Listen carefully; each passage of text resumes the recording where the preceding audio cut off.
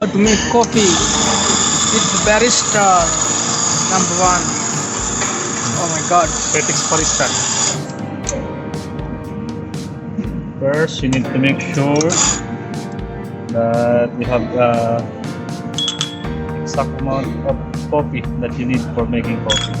Okay, using your weighing scale, and then use the distributor to flatten the coffee like this one.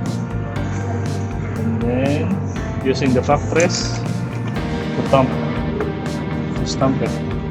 Okay, and then make compact of the coffee. And then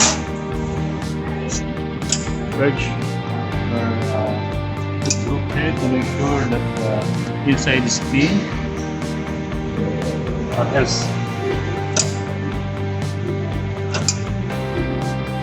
Okay, this one, the top.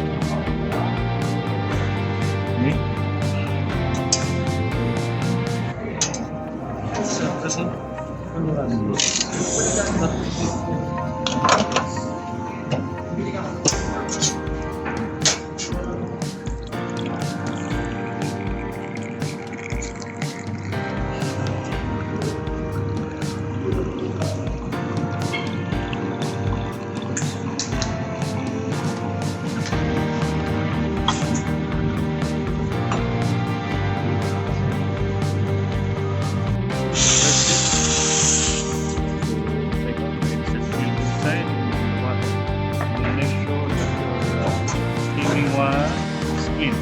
Okay, and then using your milk jug, and then put the exact amount of milk that you need for your coffee.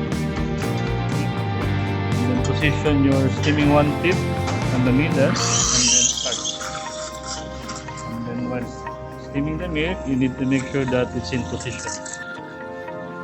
And then the milk should be swirling. And if you want to make some foam, just a little stretch. And then for now, making some latte art, just basic.